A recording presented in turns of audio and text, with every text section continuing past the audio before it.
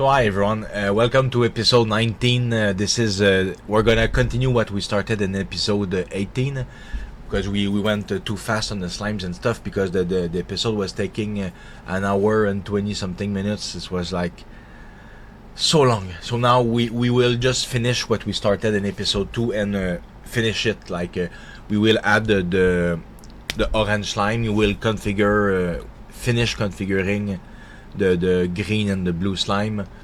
We will continue going deep into the multi-quest activator to make other stuff happen. Then we will do the inside of the house of the night scene, and then we will recycle the scene to either go back to the demo or go back to the daytime. That's up to you. Do you go back to the demo or to the daytime? It's how you execute your story progression. I'm showing you all the mechanics side, how everything works. I'm giving you a lot of ideas vocally, so you just do what you want. Pick what you like in there.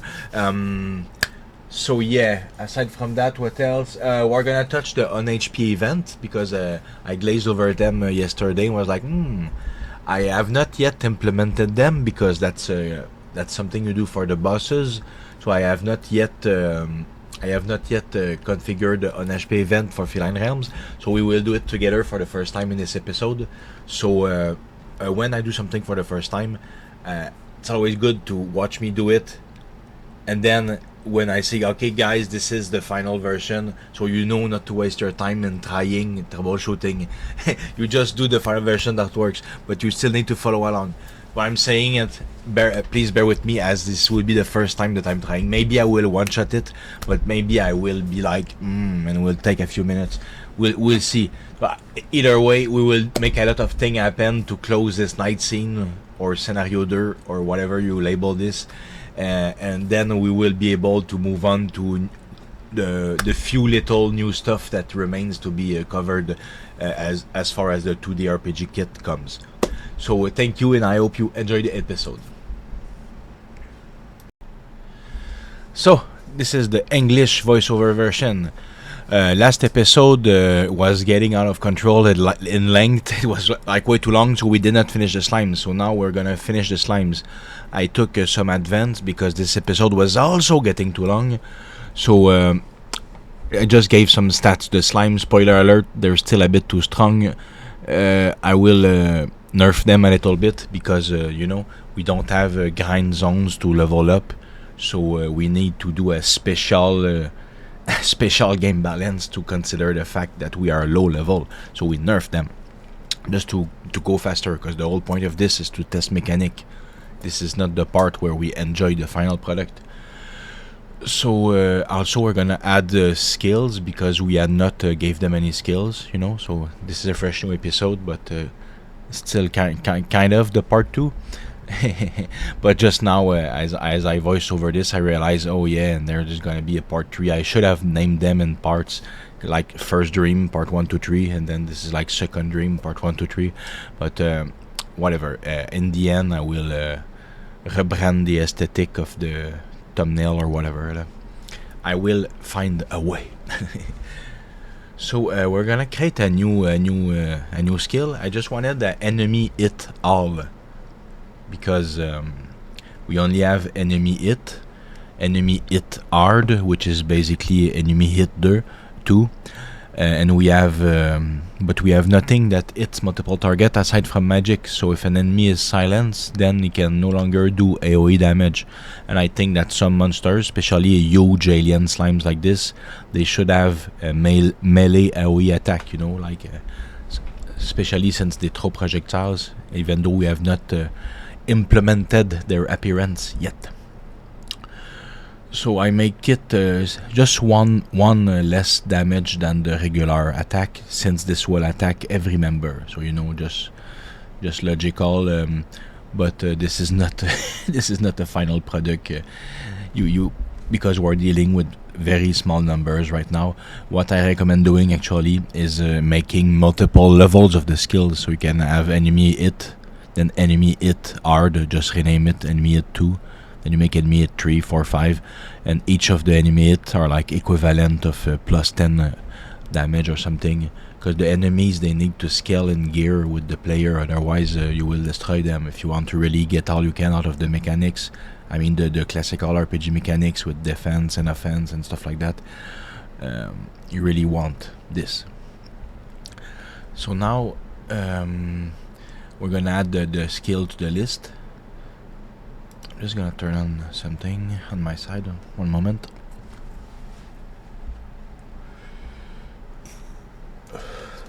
Oh yeah, my French counterpart is saying like, I had an alert on my Apple Watch. It was like, oh, someone sent you a Pokemon gift. So I was like, okay, well, if someone plays Pokemon Go, do share your Pokemon code or whatever. We can be Pokemon buddies. Sometimes I take walks, and when I'm walking, I get bored, and then I take Pokemon Go out. And I'm multitasking exercise and video game, because that's how you get out when you're addicted to video games. You bring the game out with you, and Pokemon Go is fantastic for that. So aside from Pokemon Go, right now we're doing reconfiguring the skills. Now I'm explaining something like the silence spell. It prevents the use from what is a spell, but you know, enemy hit is not a spell, it's a melee attack. So what I did right there, by creating an enemy hit all, that even if the monster is silenced, it's still gonna do AoE damage, you know. So when you neutralize his magic, it's more about neutralizing the other stuff that he does. So this blue slime, it's just debuffing nothing actually. It's just doing a freeze, but we should add it like a debuff strength or something, because when you're cold, I assume you must not have as much strength, especially if your weapon is made of metal. Very tough to hold the metal when it's cold. Trust me, I live in Canada. When and the green slime, we're gonna put it acid, you know. So acid, we're gonna make it a debuff defense. So it's just thematic. So now I'm just trying to understand what he's saying. Oh yeah, he's basically saying I'm talking about Final Fantasy. You know, the Marlboro, the damn, I don't know how they traduced in your country, but the big horrifying plant with like tentacles, and it casts something that completely destroys your entire team. Every single status debuff and ailment are casted at the same time on you. The only way to avoid it is like having a ribbon equipped. I hate those guys so hard. So I was just talking about science stuff. So now back to our slimes. Now we're up to the green slime. So this is the one I say usually in games, or no matter, you know, because it's hard to pinpoint exactly from where I pulled this information, because I'm 40 years old, and since I'm like 4 years old, I'm in front of a screen playing video games on different stuff, you know. I started with a computer, a 386 DX, I think it was in 1991 or something. Well, it was, you were in DOS with a you were in DOS with a black screen. You wanted to play Quest for Glory 1 or Leisure Suit Larry 1 or whatever. You needed to go into the folder manually and do echo off or run the point bat. So whatever. So I have so much information as it's hard to pinpoint where I take my whole green slime should do acid damage, and acid damage should debuff your defense. But somewhere in my 30-something years of playing games, there must have been multiple games doing that. So I'm convinced beyond return that a green slime should do some acidic effect on your gear if it touches you. So I created a skill. I did not create a skill. What I mean is that I use a skill that comes with the 2D RPG kit. That is a skill lower defense, and I just give it to him. So now our green slime is gonna satisfy me, because it will do right that thing. So now we're up to the red slime, I think. Yeah. The red slime, we have already configured it in last episode because it was the only one that we counted on fighting. So now we only have to add skills, and I'm telling you, it's gonna be too strong. I'm gonna end up nerfing it later in the episode. For now, we just add skill. So I just put like burn. I think I'm gonna put flame and enemy all or something like that. That's absolutely up to your choices. Like I said, in a final product, what you would want to do is create your old bestiary, and then you create skills. And then when you have good ideas, oh, let's add that, and then you implement other creatures. Now we implement as we build, because this is to teach you how it's both to teach you how Unity works and also how to teach you how the kit works, all under the concept of the series that started with episode 0 and 1 and 2, if you remember, if you've seen them, which I'm basically like I not wasted, but I spent months in my life trying to program games without an engine until I got the bottleneck in 2 of my projects, into the RPG project and the Mega Man project. Mega Man project, I was not that much bottlenecked. It was more like the scope of work to make it from what it was, a 2-stage game, into an actual full Mega Man game. It would have needed me to be better. So it's like, okay, I'll come back to that project later. But RPG, it was horrible to create an RPG from scratch. So that's why I said that you need a kit to save time. You will reach that conclusion by yourself. So it's why I focus on the 2D RPG kit for this initial series, because everything I do in it, it's the perfect. I haven't tried every kit in the world, so I can't say it's the perfect kit on the planet. No, I only tried maybe 5 kits, and I currently only own 4. I think the other one was garbage. I removed it. So it's it's the best that I tried, and it's why I chose to use it to make the game in the series. But what I'm getting at is that having a kit is important, and I don't think that the internet or the world had taught me that. So I wasted a lot of time following Unity guides that are not using a kit. Like, oh, you follow that guide, you think you're gonna get somewhere, but you don't. All you do is follow a guide that leads nowhere. So now I go back to our slimes. I need to fill time because my French counterpart does a lot of work with slimes, and there's not so much to say. Even him in French is saying stuff here and there, because nothing is new of what he's doing now. I'm just reconfiguring the slimes, and then we'll get into the more mechanical parts of the episode, because we will do a event manager. We will do a first event just to show you guys the difference between event manager and quest manager, because at the end of the day, the quest manager, it shows on the screen the quest projection, but the event manager is not showing it on screen. So basically I prefer the quest manager. It's easier to use, but the event manager is more subtle. You can do stuff without it flashing in your face, so you need to end up using both. So I'm gonna show how to use the event manager later on this episode, as well as other cool stuff. So now that I reskinned the super slime, I rebalanced it and I gave it skills.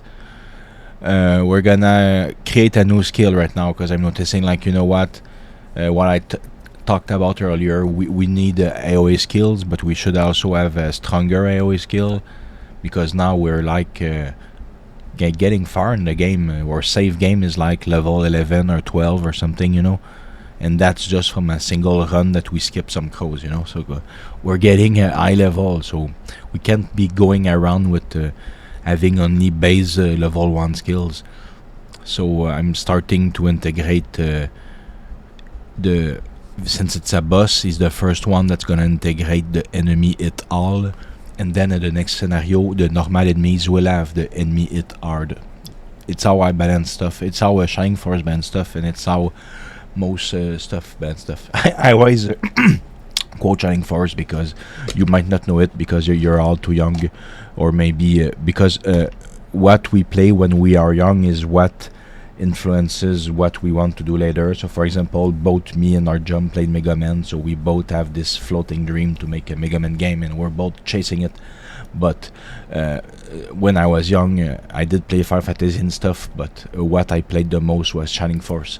So to me, Shining Force is to my young self is like the ultimate RPG. It's amazing. It's a game that I've played maybe 50 times, and I always can take it back, and I feel like not honored, let's not go crazy, but I feel like blessed that it exists. That's what I'm getting at. What I'm wording is that I like the game so much that basically it's what's inspiring me at all to get into coding and to get into stuff, because the end goal is to make my own version, but I was not good enough, so I said I'll start by making a regular RPG. So the point of entry into Unity with a kit and a tool, it's pretty much to the RPG kit. So I have high hopes to make as good as I can Feline Realms, and then I will make my own Shining Force game, which will be probably called Shining Prune, which was the original game name that I just used, but it's a stupid name. It's just a Twitch name I had, not the shining part, but the prune part. It's not important. So now I'm placing the spite at last, because we are finished doing the prefab part of things. Now we have to do the appearance part of things. So the sprite is gonna be there. I made it bigger, or you will make it bigger. I'm not sure in what order I do this, and then we will make it only spawn after you kill the red slime.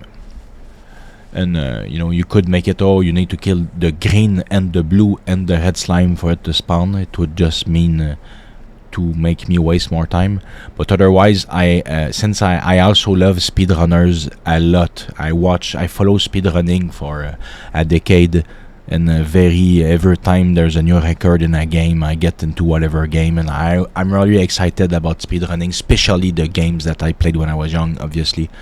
So I try to think let's not be pretentious and think that somebody will try to speedrun Feline Realms one day. I don't think that, since there's no nostalgia involved, like the games like Shining Force or Final Fantasy, Dragon Quest, or whatever the games that people played when they were young, depending on the console they had, there will not be the same nostalgia factor, I fear. But still, I think about the possibility of, in the future, someone getting to my game and be like, you know what, I got this thing about cats. I don't know how no it's gonna be a furry speedrunner. Nah, I'm joking. I got nothing about anyone, as long as it's it's in the privacy of their own things. Whatever. I'm saying stupid stuff, and I'm starting to laugh. So now I'm gonna make the boss bigger, because I want him to be scarier. He's the big boss. Oh yeah, I just want to finish the old speedrunner thing. So I just make it so you kill the red mob and it's good enough to spawn the orange one. So speedrun strat is gonna be why unless for another strat you need to gain XP right there, you're gonna want to avoid the slimes and go right for the red to make a better speedrun, a shorter one. So I always leave, in my game at least, I always leave little places like that for someone that gets involved in the game will find little doors that I put here and there, little shortcuts. I'm thinking in the future ahead, because I might speedrun it myself, but that is not fair. It's part of the fun, the people to find the stuff. So this is a lore. Very few people will view this guide, because it's basically a Unity guide, but you guys will know when the game release, this game has a lot of speedrun strats that are game designed in. I designed them in, because my life goes around making children happy, to try to relive the happiness that I had when I was young. And I want to also make speedrunners happy, and I also need to make my wife happy, so I need to hurry on with this voiceover and get to bed before she gets angry, because I'll wake her up, because I make voiceovers too late at night and she's not getting anything out of it, so she's angry. So now I'm doing the collider thing on the battle area, because I only want you to get in battle with him if you go right in front of him. I don't want you, just be for the fact that I'm showing you that you can do that. I want us to just get a battle when we get right in front of it. So this way, if we choose to put projectiles or something later, it will make sense to have to dodge them to engage in battle with it or something like that. Sometimes just playing around the boxes can give you ideas. So the battle area, I'm just gonna put one of him because he's a boss. I gave him a lot of HP. The point of this is more to see like, okay, first we're gonna test the HP event thing. Yes, this is included in this episode.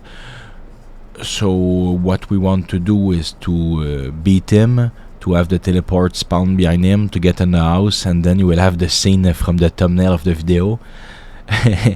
It's so funny. I know I'm speaking to myself right now, but I think it's so hilarious. It's hilarious and it's sad because, you know, it's based on personal experience, not my life, you know, but the people around me, because I was very poor when I was young. I was living in the streets and into bad stuff, not bad stuff, but people around me were in bad stuff, and I was like the intellectual that was seeing his friends go the bad direction. So I was close to a lot of misery, even though I did not personally indulge in what they indulged in, you know. So I did not go to their depth. Me, I stayed healthy mentally and stuff. At least I tried to. And I made better choices in life, you know. My stuff don't appear from magic. They come from good choices in life that I've made. So yeah, please people, do good choices. Don't do bad choices with the people that like bad choices, especially when you're young. And young can be 20-ish something, you know. Young goes a long way. Young is no longer in medieval time. Oh, you're 12, you can swing a sword, you're a man. Yeah, then no. Now 20 is the new 12, okay? I'm exaggerating, and it's a lot based on the country. But here in North America, because North America, there are less challenges in life, so you'll have less personal growth than, I'm gonna name a random country that must have more personal growth.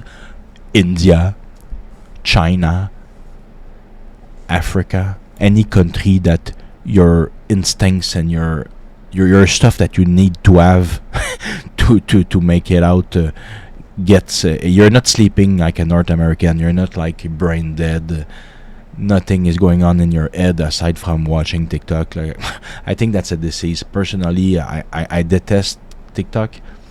I hate when my son talks about it. I'm like, dude, no. Every time you watch TikTok, your IQ goes down. Like, I'm very against short form like this. It's very bad for the health. It's very bad for the brain. You cannot build. I got too much thing to you, but right now this is a Unity tutorial. I'll make a separate video one day about my philosophy about how to educate people. So now I'll go back to this Unity guide. I'm very sorry, guys. So now basically we're gonna create a new quest item, because I want this scenario to be marked. Like, you need to have a proof when you wake up in bed, because the other time we had as a proof like, oh, Alice is in your team, clearly that was not a dream, it was real. But now this second dream, you kill this alien thing or slime or whatever. So I'm gonna create a quest item, and it's gonna be like a flask of gooey stuff, you know, basically a flask of that particular slime. And it's gonna be very important for the next episode, where something terrible will happen, something very entertaining, something that makes what is otherwise just a boring tool an actual video game. And this is gonna be episode 20. So it's important that you guys watch the next episode, because it will be a culmination of a lot of the things we have done to get to that crazy scene. That to reach that scene, you will need to go through the entire thing. So the next episode will be very long, unless I make it a multiple parter. But no, 20 is a round number. I think I'm gonna make the next episode completely batshit, in the sense that I'm gonna make it very big, but I just want to round up this entire sequence of events into it, because otherwise it will take too much episodes, and in a couple of days I have to go to get an operation at the hospital, and then I'm gonna be unable to do anything for multiple days. So I really want to push a big episode 20 before I get incapacitated, and hopefully if I'm a good person I will make it out and I will be able to continue. So now I'm choosing this flask because they're like orangey stuff in it. So that's pretty cool. Like the movie The Blob, you know, but The Blob is like gray and the remake is green. But this slime is orange. Like, you know what? This flask looks like... You can name it like you want. I just named it. It's orange. And yes, that's definitely a Star Trek reference. Star Trek is the other thing that keeps me alive, you know. Star Trek, wow. The original series, The Next Generation, Deep Space Nine, Voyager, and even Enterprise. Even Enterprise. I just don't care about the other stuff. It has nothing to do with Star Trek, you know. Gene Roddenberry is gone for a while, then the actors and everyone, they're now still alive, but they're gonna go real soon. It's a miracle that... how is Will Shatner even alive? I don't understand. He breaks the laws of nature, and I think it's part of why everyone wanted to see him all the time. His charisma is to a level that is just beyond. Where does it come, his charisma? It seems to come from genetics, partly. The genetics are what's keeping you alive. It's what's keeping your cells alive. You're this and you're that. Not only is he still alive, but he's freaking fat.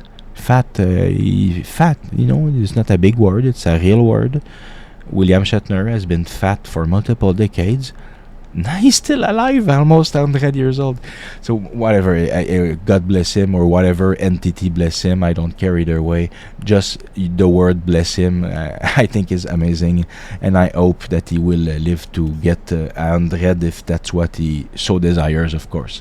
I won't keep him alive by greed of fandom. Let's not be nuts. So, yeah, Deep Space Nine is the best. Let's end with that. Deep Space Nine is just the best Star Trek series ever. It's a bit a rough start, but all the series of Star Trek have a rough start. But Deep Space Nine as a whole, it's just wow. If you have not watched Deep Space Nine, or at least man, you need to. It's a life-changing thing. When you look at your life when you grow older, you think, oh, what changed my life? Yes, having a children changed my life, you know. Discovering the proper Star Trek, the proper stuff, and not the bullshit J.J. Abrams and all the garbage that has nothing to do. You know, the culmination of Star Trek, The Next Generation, plus Deep Space Nine, plus Voyager. These three series together should be literally taught in school. You know, you should watch them. It makes you a better person if you embrace the philosophy, because the philosophy is very inclusive. They're very ahead of their time. All the things you see now in media that think people, oh, we are so inclusive. No, we are not. Star Trek had those ideas 80 years before you, and they were not being an asshole about it. That being said, now we go back to the game again. Sorry guys, this is a tough voiceover for me. It's very late, I'm very stressed about the things, and yeah. So anyway, I'm configuring the new quest item, and then I assigned it to the battle zone, so you did not waste much, you know. It's all bullshit with the slimes again, but we're almost done. Now we're gonna go, actually, we're done. The next part is going to be to duplicate this scene right here, the interior house. So we duplicate it. Once we're in, we're gonna add it to the build settings, otherwise you cannot zone in it. And now we need to change the teleporters, because you cannot have teleporters that link into wrong scenes, and they're not assigned to the good scenes in the inspector anyway. I'm saying like, oh, you can leave the innkeeper there, it's not gonna cause any problem. We're definitely gonna remove this Mr. Mustache Man, just get him off the screen, because we don't need him, and there's no point deleting him in case we do wanna bring him back. You know, you just put him off the screen. It's only at the end when you prepare your your game, like to export the build and like, yeah, this is my game, this is finished. This is when you remove the stuff that I move away from screen, like this Mr. Mustache Man I'm not gonna use. When you're done, you delete that stuff to make your game lighter. Not much lighter, but still, there's no point in leaving that there. Otherwise, those damn speedrunners, they're gonna make videos about out of bounds of the screens. Then they're gonna show all the stuff out of bounds that you left there, and they're gonna say, he's an idiot. He used something that uses memory for nothing. He should have cleared it. Nah, they don't call people idiots. But I'm just saying, don't bother with off-screen stuff unless there's a script on it or something affecting the game. When you build the game, you just move them away. Same with the old back there and this door. Even though it's blocked, you know. Right now we moved away the NPC, so we cannot even speak with him to open it. So it's just gonna stay a locked door, you know. But now this teleporter was the one that led to scene numero 1, like you see right here. But now we are technically into the scenario 2. So yeah, we need to reskin the teleporter, right, to rename it so that it comes from scene number 2 instead. And then I'm gonna name it 007, I think. I think we're up to that point. The last one was 006, yeah. Then I made a Pierce Brosnan joke that nobody got in French. That's okay too. I'm a boomer. So now we're gonna look. Oh yeah, I'm just doing the other side of that teleport, I think. Yeah. So the other side of that teleport, this is where I'll make a mistake, because I'll be like, you know what? The monster will be there to block the way, so we can just place it there. But that's me being silly, because the monster only spawns after you kill the red mob. So a speedrunner would have been like, dude, why do you kill the red mob, you idiot? Just go in the door. So this is why it's important as a game dev to test your scene like 100 times, because I'm exaggerating. This is still in development. I haven't even tested it yet, and I'm telling you that the problem is just that my French counterpart, as he doing it live, he had not think about it yet. He thought like, oh yeah, sure, there's a mob in front, right? No, there's not. He's deactivated. He will be activated only after. So the teleporter also, later in the video, I will correct that by activating it at the same time than the monster, basically, because when the monster activate, it's when you're in battle. So yeah, right. So just keep on watching and everything will be solved. So now we're back to this scene. Now we're gonna do the HP event soon. Oh yeah, because we need to beat the boss to enter this room. So now we basically just prepare the scene, you know. After the boss we will zone in here. Now we will deal with the boss and we will test the HP event.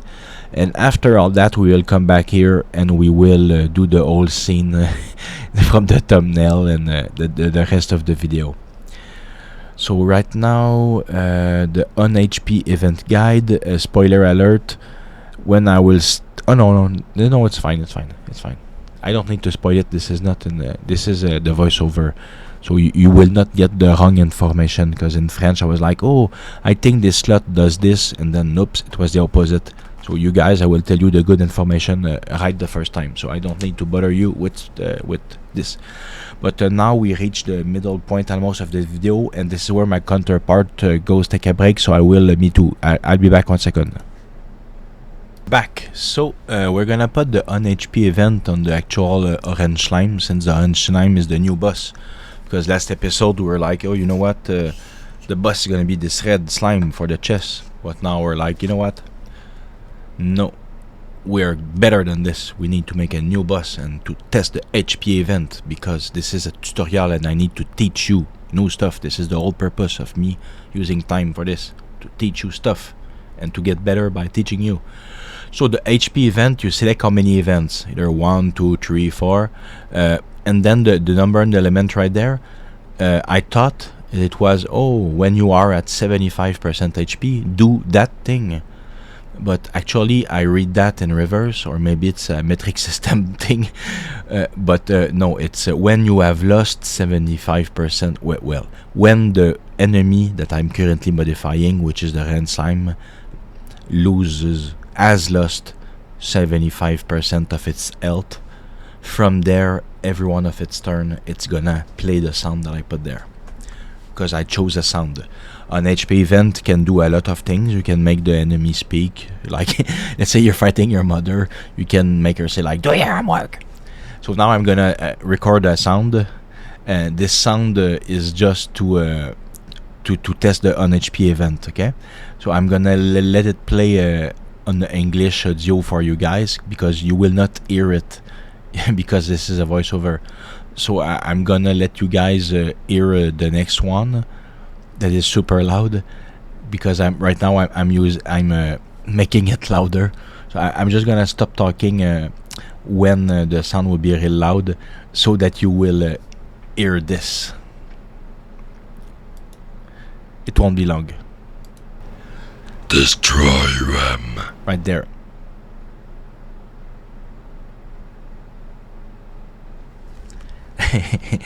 So I basically ripped Alex Jones's destroy the child line, but I put destroy Rem, so the alien monster from his nightmare will say like, "Destroy Rem." This is just to test the on HP event. You can make whatever you feel like to test this, but me, I think this is funny, and it's all making his nightmare even more terrifying. Poor Rem. You have no idea what's awaiting inside. Well, you do. You seen the thumbnail. His life is not getting any better. Things are so wrong when he goes to bed. He really should stop sleeping. So now that I exported the sound with Audacity, I show how to do that in previous episodes. You put it in the sound folder, yada yada yada, and then we need to add an audio source. My French counterpart already did it, but he will do it another time. So on the same prefab that has all of that, you go down, add component, you choose audio source, and then you can put the audio clip that you just created into this, and then you slide the audio source in that slot. From here you have access to the audio source thing, so you can do like play, just play, or... But now I took the wrong audio source. I'm gonna select the good one. Oh no, I did take the good one. It says audio source.play. So when the creature has lost 75% of its health, it's gonna play the audio sound. So this is gonna be wonderful. But French me is gonna expect the sound at 75% health. It's gonna be like, "Oh, this sucks. I'm gonna keep on fighting, and it's a good thing." Then I will see, oh, the logic is kind of reversed, 75 is 25, whatever. Maybe I'm the one reading it in the wrong way. But at the end of the day, what's important is to know how the tool works. So now you know it. The amount of HP there is the percentage that you have lost, the monster have lost. So now I have to play the entire demo to create a save. And ta-da! This is done. I just saved you guys a lot of time. Because last episode I had a problem with the save game. There was missing agility, so I patched it. But then I noticed the developer, so he patched it on his side. So even better, So then I updated my code. I imported his patched game manager, and I overwritten mine with it. So now the save system is fully fixed. You no longer need to go get my code on Discord. His patch is fully perfect. You need to just go, assuming you have your Unity 30F1 and you downloaded properly the 4.3 kit. You should, if it's not, if you downloaded it prior to today, which is the 13th October, you should just re-import the game manager.cs file, and it will. Everything works. So since yesterday it was not working, the save game I had yesterday was bad save game where there was no listen theme or anything. So all that has been patched now. So it's a non-problem. So thank you very much, Artyom. And now, so the only downside for me is that I needed to do a new save file. So I played through the game. Then I save the game. Now we'll be ready to fight the boss, but I'm rebalancing the red slime because I was like, Damn. There's no way I'm gonna live through that. This is supposed to be just to test the mechanics. Right now I feel like I'm playing the game on hard mode. So let's nerf that slime, and also instead of having 3 slimes, I'm gonna put just 2, because we need to go faster. We're already at like 40 minutes mark, and we're still basically near the same place that we were at the end of last episode. It's just yeah, I should have seen in advance that this would end up being like a 3 or 4 parter. But whatever, like I said, the next episode, episode 20, I'll make it a big one to completely finish this part. So then there will be so much little things to do after that, aside from making stuff better and nitpicking the little things we did not cover one by one. So maybe make some video. All that's left, here's everything that I didn't show you, and then I'll show you everything. We'll see how I feel after the operation. So now we can destroy the red slimes. They are no longer invincible enemies. They are very strong slimes.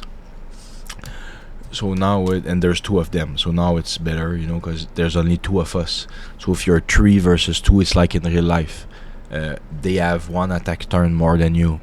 Well, in real life, that's a bad example, because real life is real time.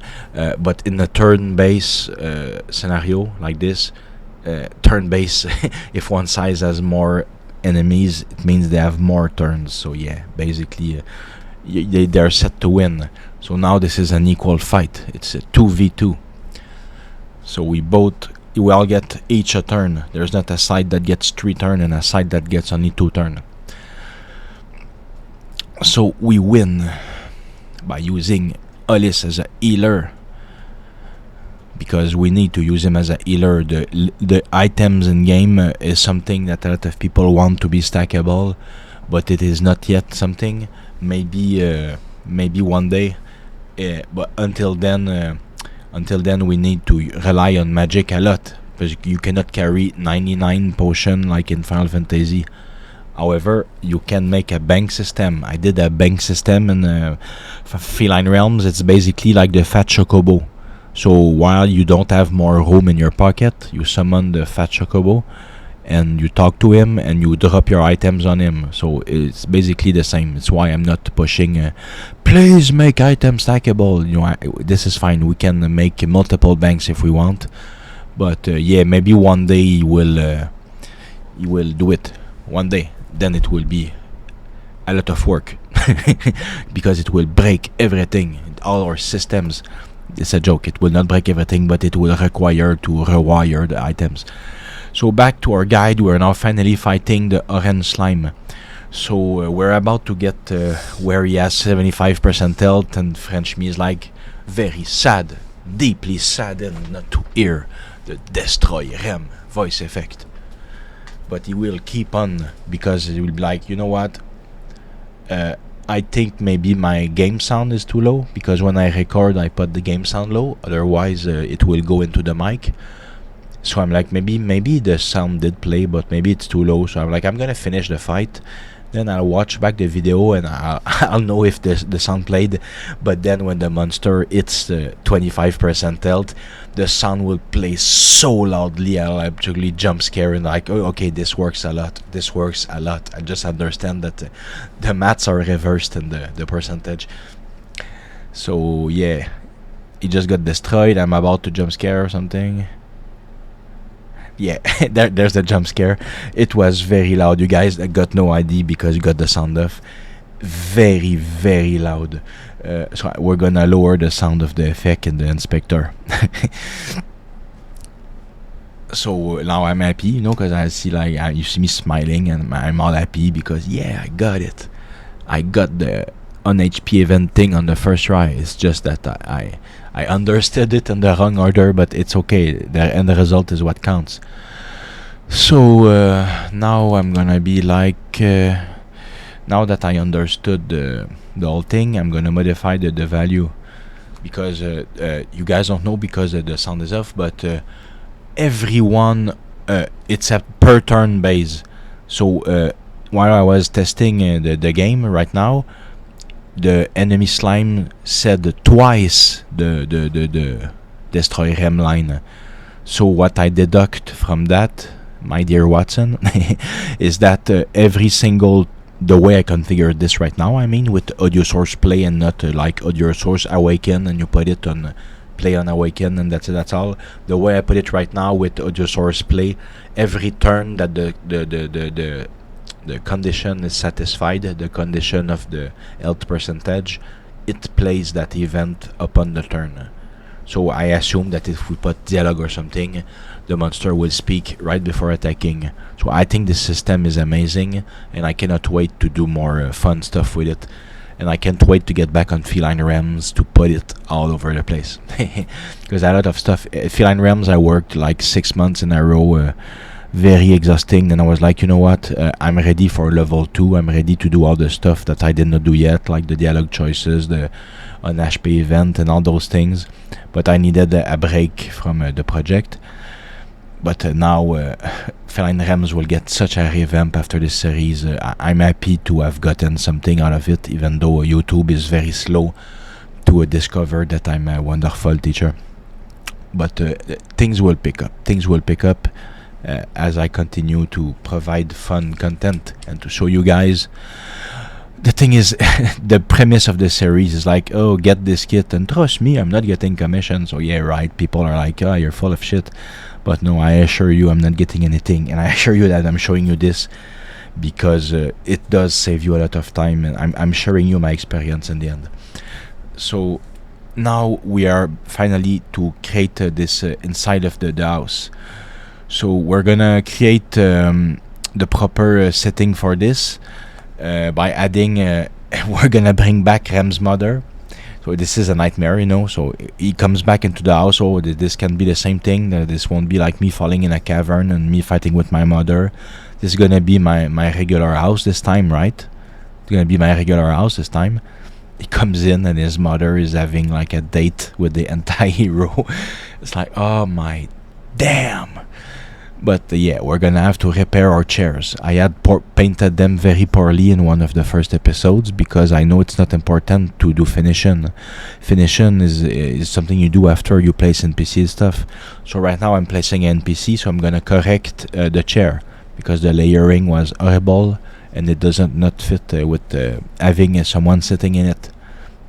So I remove the foreground layer, and then I'm just gonna put a solid layer because she's gonna be sitting in it. I don't want the hero to step over her anyway. So now we see only one problem to solve is the shadow. While the shadow goes under the pizza because the pizza is on foreground because the table is solid layer.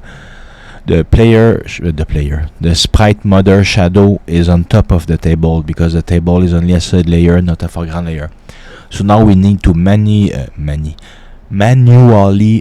change the mother's layer, just like in the previous episodes. The perfect right in this scene actually, the innkeeper sleeping on the left, the perfect layer for the innkeeper was background 4, and it's gonna end up being the same for mother. So now I'm just testing some things and I realize oh yeah, it's either default or background. I always pick the wrong order when guessing. It's like an automatism. Then I'm like, okay, yeah, this is definitely background. So I'm gonna go to 4 right away because I know it was the magical value and it is still. So you see at background 4, she's sitting on the solid layer 1 chair, standing in front of the table, and the pizza and her feet shadow are under the table. So this is perfect. Now we only need to find her a date. And that's when I bring back the AntiHero. It's part of the psychological thriller that is the theme of these nightmare series, because Rem, his mother, for some reason, or at least in this branching off concept of the series, his mother is no longer with his father, and is not his clone, his twin brother is no longer there either. He's stuck with his mother, and there's like all these bad people in town, and even the animal life is after him. Then he goes back home and his series of dreams are explaining to him, like, he's kind of reliving earlier traumatisms. Like, what I said earlier, what we do in life affect us. I was giving positive examples on how positive stuff affected me and affects children, but the same goes for negative stuff. So this AntiHero affected very negatively Rem when he was young, and to make it fit into this delirium, we just go like, I think there's a table, there's pizza there, his mother was in the background, clearly it must have something to do with that. So the AntiHero is the boyfriend of your mother in this nightmare. Either this is real and you're just living when did my youth go down the drain, and it's when the violent boyfriend came in the freaking house or something like that. Because some women, they don't seem to have the gene that differentiate normal behaving people with psychopaths. And sadly, a lot of women don't seem to have that gene, and it's up to us to protect them. But it's hard to protect them because they think you want something. So yeah, whatever. So you just like hope that one day they stop going after bad people, but there's nothing you can do about it. But I'm just telling you guys, if your mother has a terrible boyfriend like that, like the AntiHero, I totally understand why you're sad and why you're having nightmares like him. So I don't make games to waste nobody's time. I always base on a real tragedy what I do. Even comedy is a tragedy that you remember into a moment of serenity after the traumatizing part. I mean good comedy, or a certain type of comedy. I don't mean garbage. So yeah, but whatever. I say so much lore in English, but I feel like you guys are not here for that. So I really should make a separate series where I speak about intellectual subjects and not about Unity stuff. I'm not saying that Unity is not intellectual. I'm saying that it's a technical process and not not a philosophical process. And now it's hard for me to keep separated because this is way too long of a voiceover. So now I put the boyfriend there. I made it slightly, the AntiHero, made him slightly smaller. Now we'll add a chair for Rem. We'll make it so layer is not even gonna be able to sit, but we don't care because I have no intention of having sit there. You're not gonna convince someone in that situation to sit there unless the mother is very disturbed, and I've seen that happen, and she's like, no, you're gonna live with my new boyfriend. So yeah. So Rem is just gonna approach them. There's gonna be an event. So the whole part I said we're gonna do an event manager. So we're gonna put an event there, and they basically it will be a freaking outline of dialogue, just like in the previous scenario, where you saw your clone brother and you saw like, I should have been the one staying home. So we did this second part of the nightmare after the boss fight, because I separated the scenarios like this way. There is some story. You go into the dream, you fight a sequence, you get rewards, and then you continue with the narrative part. In this case, is disclosing the narrative of what's going on. We're getting very deep into a psychological trailer, but now it's because I'm telling you, someone that plays will have a very different view.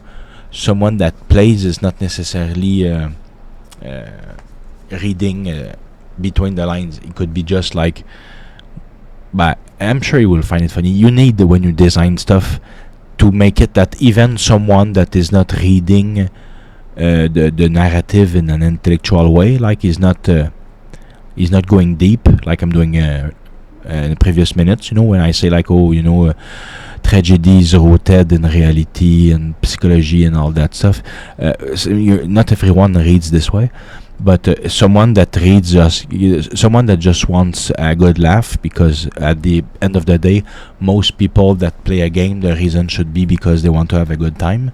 It should not be work. When you play a MMORPG and it feels like you're working for free, that's when you need to stop playing that MMORPG. Black Desert. So yeah. Whatever.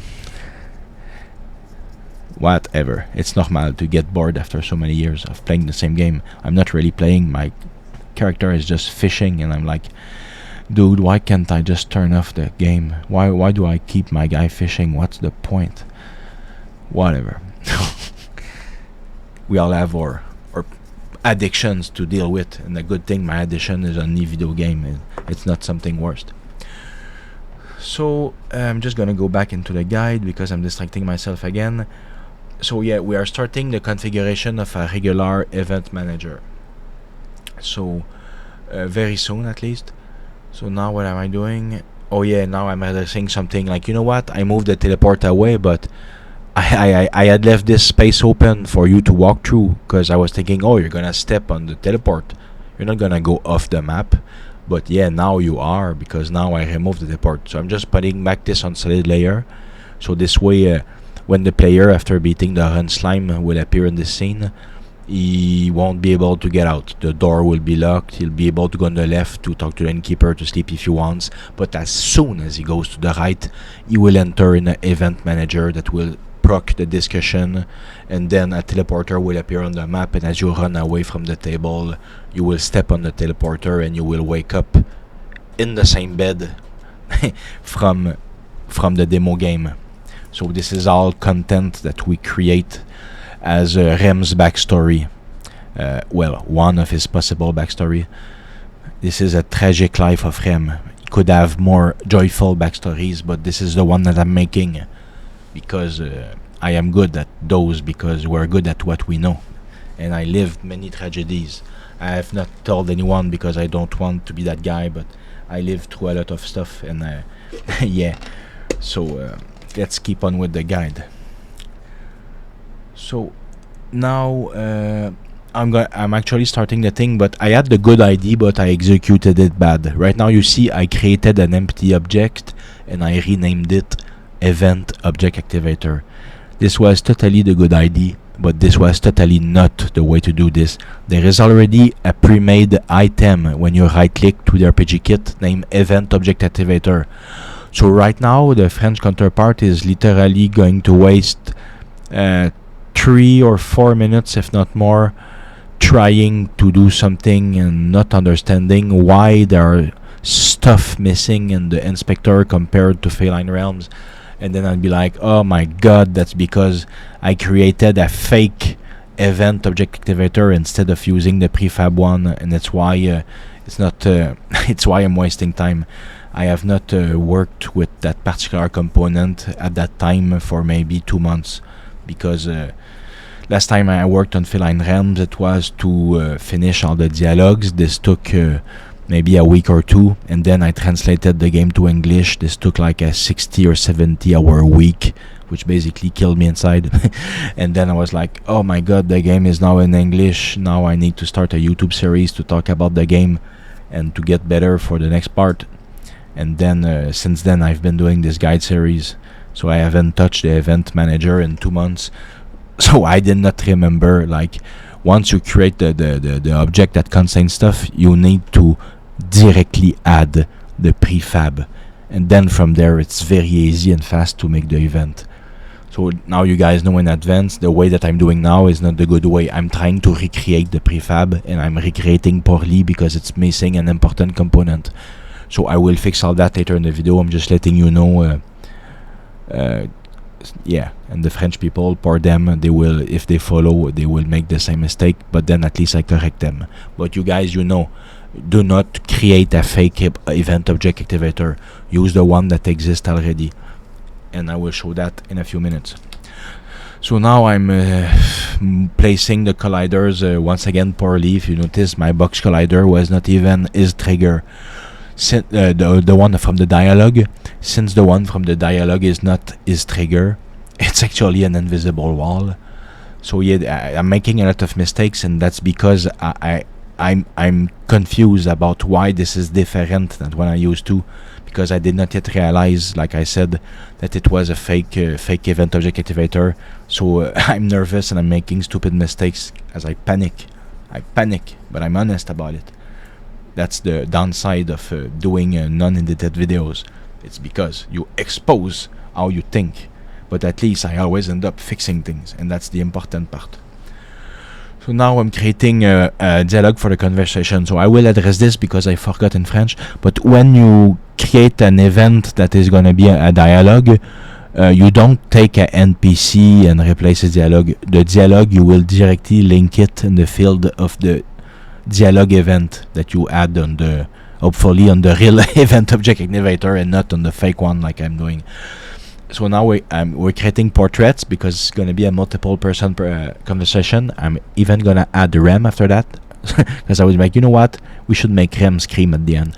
So we're going to add Rem.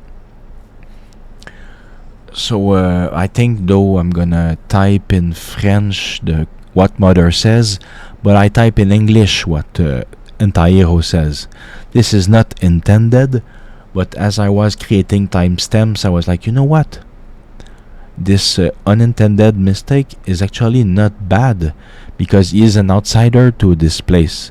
It's totally possible that Rem's mother is French and this AntiHero guy is English. And it's why she's speaking in French and she barely understands what he's saying. It's part of why she's staying with him. She's so dumb, she don't even know he's a bad guy because, yeah, he's saying all those terrible things, but he's saying them in English. He's basically just staying with her because he wants to do her, right?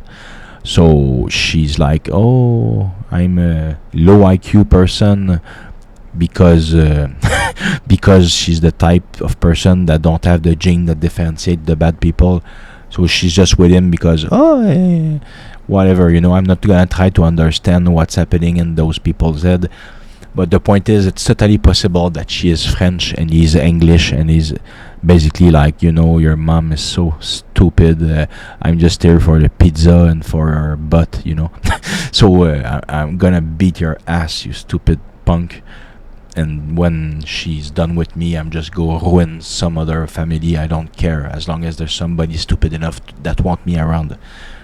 So you must not want those people around, otherwise they encrust themselves and they ruin your life. So the mother says, hello, come eat. And he's just like, I can't wait to beat the crap out of you. So Rem is like, why is this happening? Why is mother with that guy? Why is he threatening me? Why is my life such a nightmare?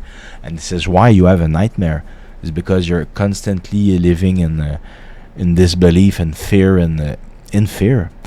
So this is why Rem is having nightmares and night terrors every time he goes to bed.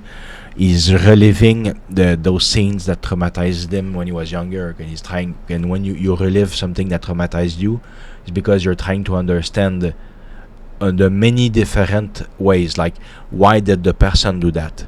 Why did I react this way? And then you can have guilt. Oh, I should have acted another way. Maybe if I was more courageous, if I was stronger, and then it will very much shape your personality for the rest of your life. If you're someone like that. So it's important to be nice to people around you, otherwise they will be screwed. Like this AntiHero is screwing everyone.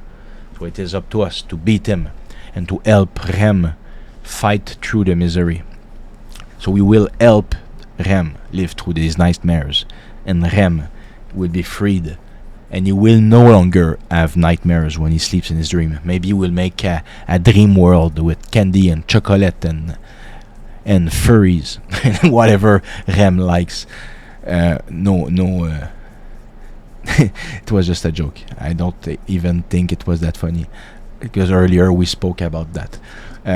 So we can make a scene after the nightmares, like, oh, if we want a happy ending, because right now I sound like doom and gloom. And yes, I sound like doom and gloom because I'm gonna get an operation in a few days, so I am doomy and gloomy. That's just because I'm an honest person and I am not someone that wears masks. You always see the real me. I do not believe in masks. I believe they are a regression in society. People don't even know they have masks. I'm not there to talk about that either. Let's talk about unity. So I think I'm about to discover the fact that not yet. I'm still gonna we have to create a new event. I think we have not created a single event by this time. So then main object thingy, main object loader, game manager. We're gonna add an event. Oh, or it's already done. Yeah, I named the event Vader, but now now I'm realizing this is the bad place. So now I'm moving stuff around. It's starting to move. But yeah, I named it Vader because, you know, basically this is his nightmare. His nightmare is having the bad guy. I'm your father. Come eat, son. Come eat. So yeah.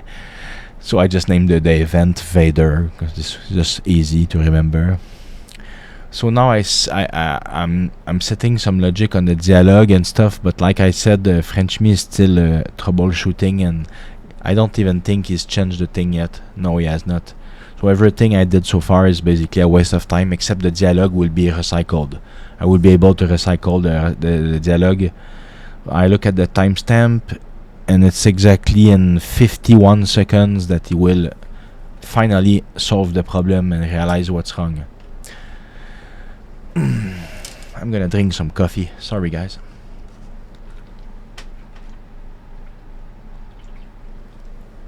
Sadly, Tim Horton was closed, so I had to take McDonald's coffee. It's not that good, but it's the only place that closes like very late, because I do these video voiceovers very late at night. Like right now, it's midnight and 35 minutes. So my coffee is barely still hot, but there's still some hotness in it. But it's the only place that delivers food like past 11 p.m. So I'm forced, if I want to have coffee without getting out of my office, I'm forced to order coffee from McDonald's so I can do a voiceover for you people.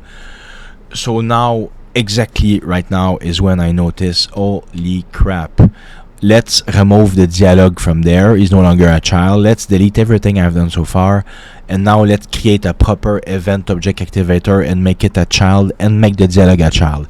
Now I just realized that I was going in the wrong direction for 10 minutes or whatever. You know, like in Dumb and Number, when they roll in the wrong highway and they basically went in the wrong direction all night. Well, I felt like that, like, Jesus freaking Christ. I just wasted so much time because I tried from memory to recreate the object event activator, but my memory is so bad I did not even remember that it existed as a prefab. So when your memory is so bad and you try to rely on it, that's what happens. So now I could have edited the video, but I'm not a person that is full of shit. I prefer that you see. So maybe you will recognize your own mistake. Maybe you will recognize, oh, I think that must be why I was getting nowhere. I think I was doing the same stuff. You know, that's the whole point of a guide, is to help people that need help.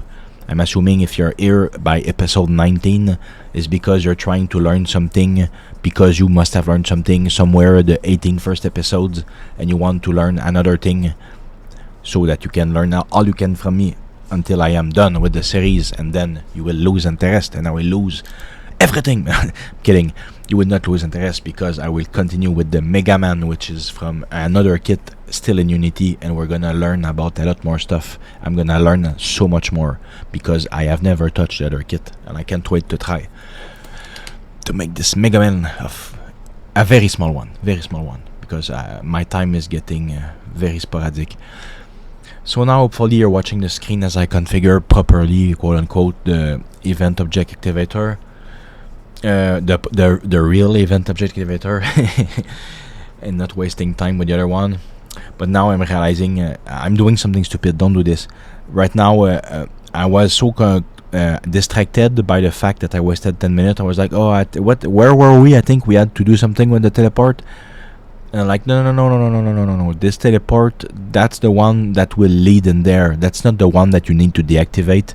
That's a new teleport. We need to make a all new teleport, and that all new teleport will be the one that takes us back to Ram's room. So now I noticed my mistake, and I'm like, whoops, sorry guys, never mind. I was basically resynchronizing myself with where I am, because that all going in the wrong direction for 10 minutes was very disorienting. So now we create a new teleport, and this is the teleport that will take us back to Ram's room after this nightmare. And this is the teleport that we will deactivate, and that will only spawn after speaking with your parents. Let's call them that. So yeah, and you can reskin the whole story. You can make like, oh no, this is not like mom's new boyfriend and child abuse, because this is not a tasteful subject. It's just when you want to make an impactful story, you need to impact people, and to impact people, you need to resonate, and to resonate, you need to say true stuff. But you can just say like, oh, her father lost his job.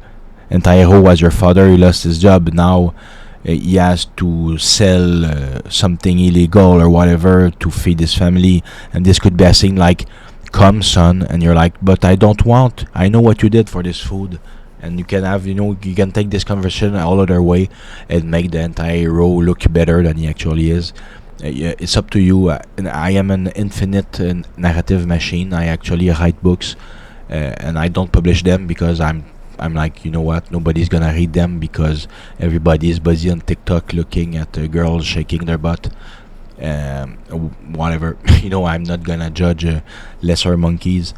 So now let's continue with our monkey work. I said we're not to beat the slime again. Let's just put a player start here, and then I see, oh my god, okay, I need to work the layering here because I did not put a collider on AntiHero, as opposed to Mother, which is on a chair, so you feel like she has a collider, but she doesn't. It's a chair. I cannot wait to beat the crap out of you. I think I'm very funny. Then Rem is screaming, he runs away, and then when you run away, it loads.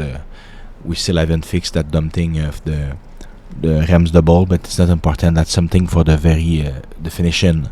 You do those things, those little details in the end. So now we see that everything works. Everything works perfectly, actually. I just need to fix a little thing. Oh yeah, to fix the visual. Why am I doing this? Wait a second. Oh yeah, I'm like, why is this not yellow? Because I'm still a bit confused by having wasted time with the fake Event Object Activator instead of the Prefab one. Then I noticed, oh, it's because I forgot to put the collider of the other one and to slide it in the field. So now I'm gonna do that. The cutscene still worked, but you don't want to leave unperfect things. Unperfect, I mean, if the event should be yellow and it's not yellow, you should definitely make it yellow because otherwise it means you forgot something. And even if that something does nothing that time, maybe another time it will do something. So you don't want to pick up bad habits. You always want to solve the inconsistency as soon as you spot them. It's all about spotting your own behavior. And it's part of why teaching makes you understand faster than just sitting and watching YouTube. If you teach, at least you're learning at the same time. It's hard to word. Sorry, I'm not even gonna try to word it in English. It's something I have a trouble expressing in French because it's a high level abstract idea. Not really. It's just I'm not articulated enough. I'm not articulated in that manner. So now what I'm doing is adding the complete event script because I want this to activate the teleport in this way instead. I'm just rewiring some stuff that I did poorly, and I will end up now I realize, oops, the square is not even in the thing. Yeah, because that's the square of the teleporter. I did not realize at the time, but now I do. So I'm not supposed to make it that big. Wait, I'm not sure anymore. Is this the teleporter or is this the dialogue? This has to be the dialogue, but why was the dialogue on the left? Whatever. I'm not gonna try to understand that at 1 a.m. why a collider was there hours ago. Yeah. So now you drag it in a field, it's gonna become yellow. So yeah, so it's the good thing. Otherwise, it would not have done that. So now I think this is the final test. It was working, but I just wanted to clear it anyway. Or is there still something? No, there's still something. Like, hello. I'm trying to understand what is he saying. I'm not sure what I'm saying. I think there was an invisible wall or something. I'm just gonna check what is he changing. His trigger, yeah, that's it. It's just that I forgot to put this trigger because we created a new one after deleting the fake prefab. So I forgot to put this trigger. So now it's no longer a visible wall. Now you can walk, and it's when you press on the button that you speak, and that's when that the teleport appears. So from there, if you run from this, you run to the left basically, and you will appear back in your room. I think I put it there just in case, because there's multiple ways, guys. There's there mark on button press, mark the event, and the other one is button press to start the dialogue. Other one is button press for. At one point, especially when you're at the end of a day like this, when I have low mental energy, and I'm like, you know what, I'm not even sure anymore, and I'm too tired to troubleshoot. I'm just gonna check them all, and if there is no problem, who cares? Because this is not, like I said, this is not something that has consequences. If when you go in there it speaks, and when you run away it teleports, what is there to fix, you know? So it's I just check both to be sure, and let's call it a day. So now this is truly the final test. There will be no snag, no nothing, so the video will end there, and it will go on to the next episode. But like I said, the next episode, I will make it to try to close that whole thing. I will make it, well, the second dream is over right now, but I mean, I need to make the third dream, but I don't want to take multiple episodes to make the third dream. I want the next episode to completely close the deal with the whole dream thing. So with the whole thing at all, you know. So hi everyone, thank you very much for staying until the end of the video. I like to take this time to ask you to please go on Steam and wishlist my game. Also, you can go on Twitch to see me doing some live development occasionally. If you're a super chat or super chatted, you can do additional support on Patreon. Otherwise, please like and subscribe. Those are really what I'm looking after, because I need to reach 500 subscribers to even be able to get some sort of income from YouTube. Until then, I'm doing this all for free.